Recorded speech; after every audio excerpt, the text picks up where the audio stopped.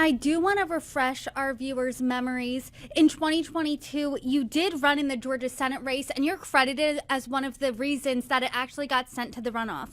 What do you say now, 2 years later, well, really 1.5 years later, for people who say you might be a spoiler candidate, that third parties are spoilers? Well, I have long been an advocate for advanced voting systems like ranked choice voting, things that would allow people to put their first choice in the ballot and then rank the rest on down. And similar to a runoff, but it's instant.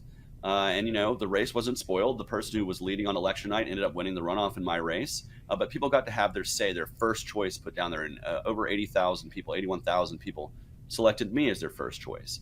And when I say to people who say libertarians or others are spoilers, we're not spoilers. The process is spoiled. We're candidates who are participating in the process. We have voters who want to vote for us and they want to have a voice too. The process is spoiled. I'm a libertarian. I'm not elected to office. I can't give you ranked choice voting or approval voting or something that's better than plurality voting. Only Republicans and Democrats can. And they refuse to do so because it might cost them some of their power.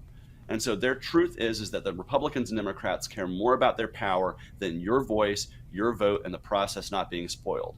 I'm not the spoiler. The Democrats and Republicans who are in power, who control the process of our elections, they are the spoilers. And I encourage everybody to support ranked choice voting. There's great groups called Fair Vote and Better Ballot, and involved with them and change the way we vote in our elections, similar to Maine and Alaska, who do have ranked choice voting. We already have states that can do it. We just need 48 more to really solve this process and remove this idea of spoiling elections altogether.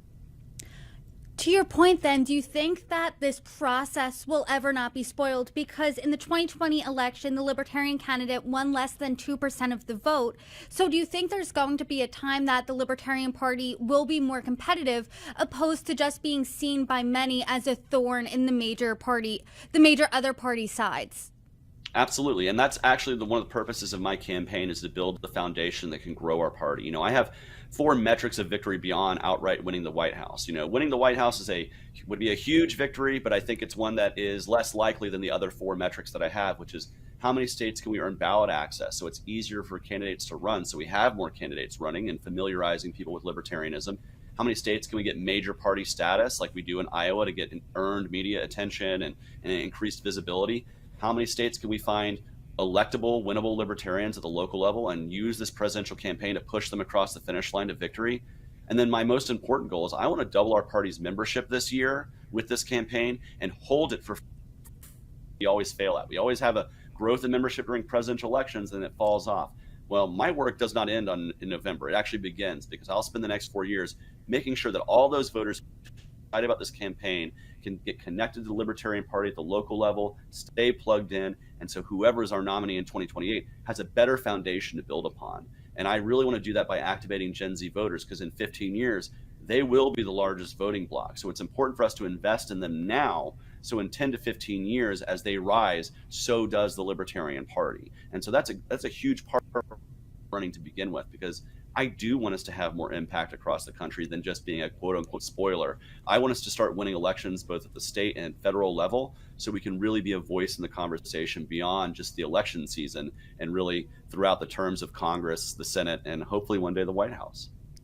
That's a really interesting perspective. So is what you're saying, hey, maybe winning the president in 2024 isn't most important to me. Instead, it's creating these building blocks, this foundation to have a really strong Libertarian Party in the future, in a few decades to come? Yeah, what I tell people is the winning the White House is the greatest win, but it doesn't mean we can't have other wins if that doesn't happen. There's other victories to look to that build this party and build this momentum, and that's what I'm interested in doing.